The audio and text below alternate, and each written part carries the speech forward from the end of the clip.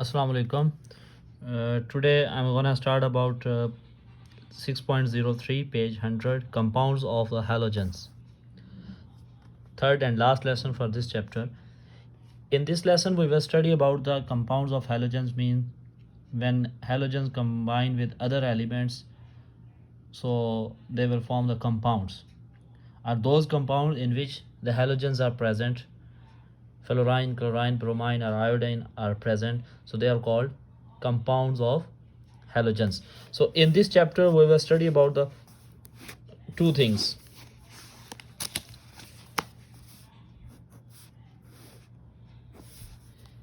hydrogen halides. Hydrogen halides mean HCl, HBr and HI. These are hydrogen halides because halogens are combined with hydrogen, so they are called hydrogen halide overall. This is hydrochloric hydrogen chloride, this is hydrogen bromide, hydrogen iodide. Then with sodium halide, you can say that metal halide. You can say that metal halide. So in metal halide, first of all sodium halide, then second silver halide, and another thing we will study in this chapter about fluorides, compounds of fluorine, and then potassium iodide,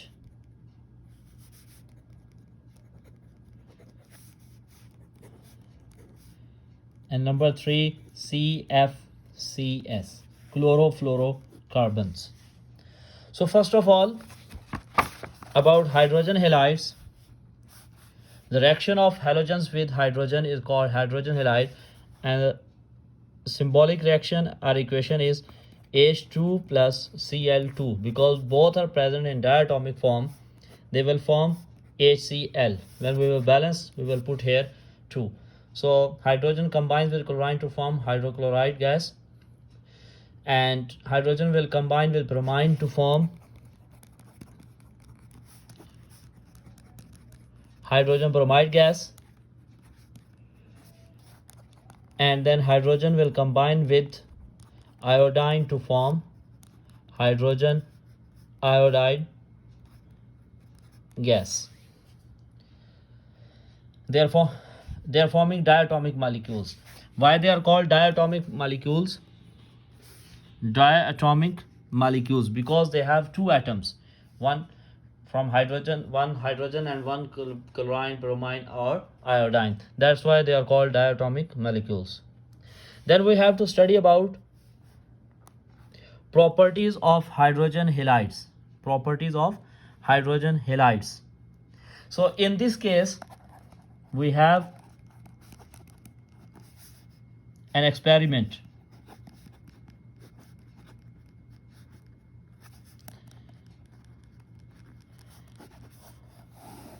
We have experiment.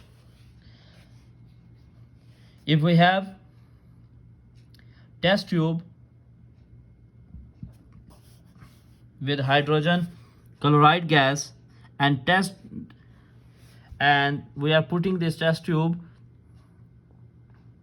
in water, and in water there is indicator because water is neutral, so the color of water will be green because of neutral. So hydrogen chloride is there, and when we will remove the bung, water will go inside the test tube and it will become red, and finally it will whole water will become red. So in this way we can conclude 2 points: that this hydrogen chloride or hydrogen bromide or hydrogen iodide will give same reaction.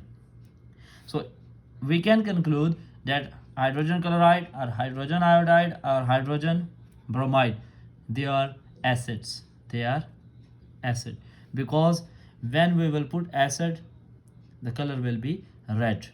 And the second thing, They all are dissolved in water. They are soluble in water. They are soluble in water. So next thing is about sodium chloride. Sodium chloride NaCl is a common salt, or it is called table salt. It is called table salt. This sodium chloride is ionic compound, and we don't need to make in laboratory.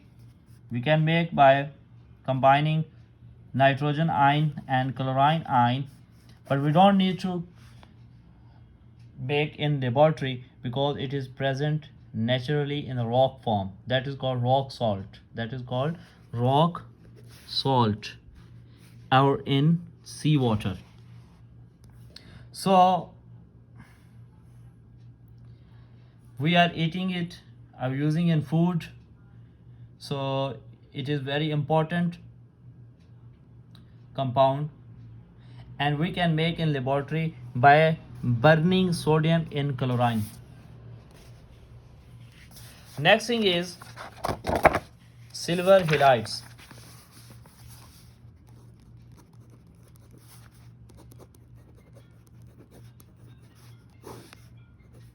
Silver halides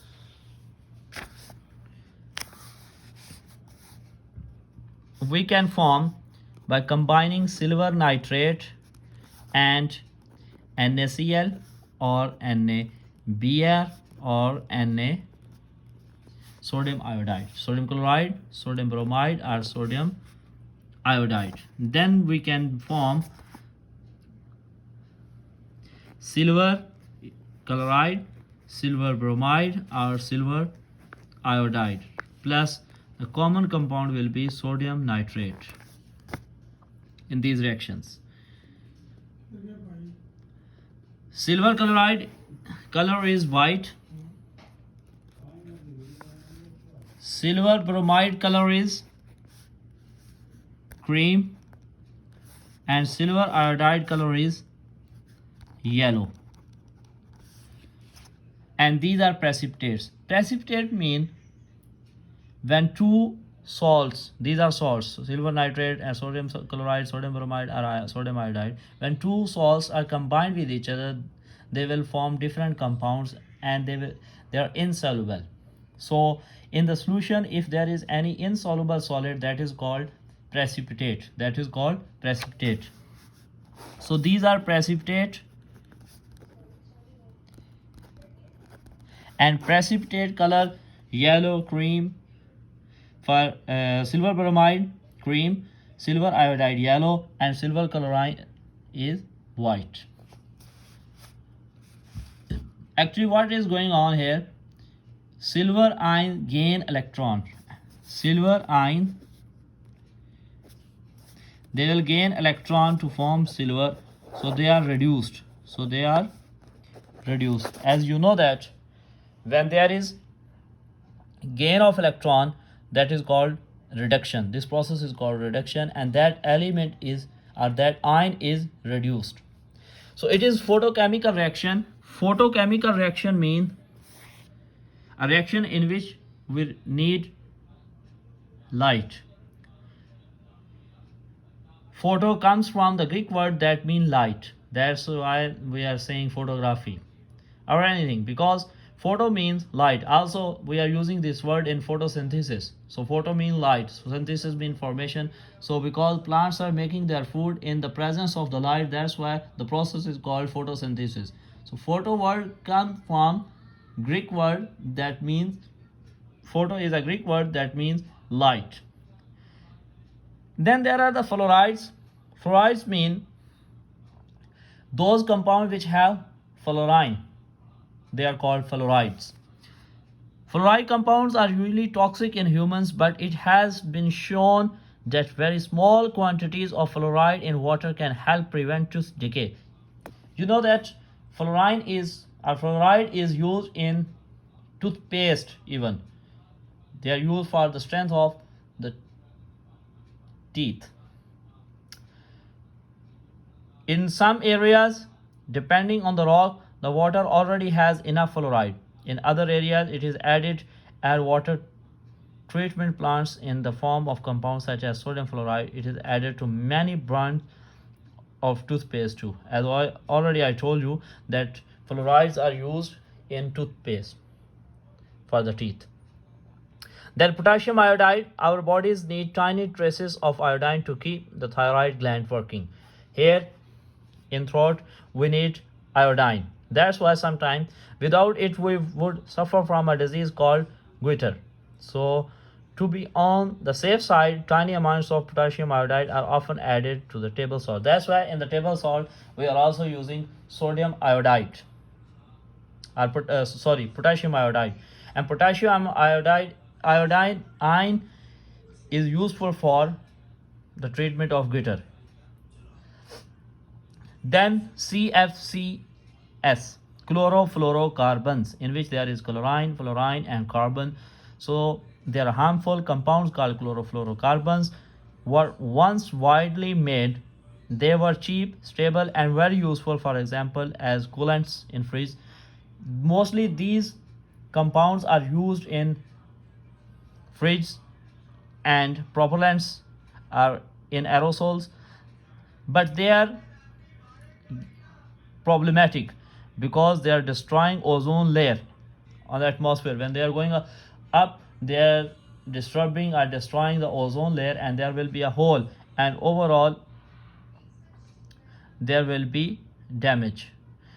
So up in the atmosphere, chlorofluorocarbons are broken down by ultraviolet light, releasing chlorine. This reacts with the ozone layer and destroys it.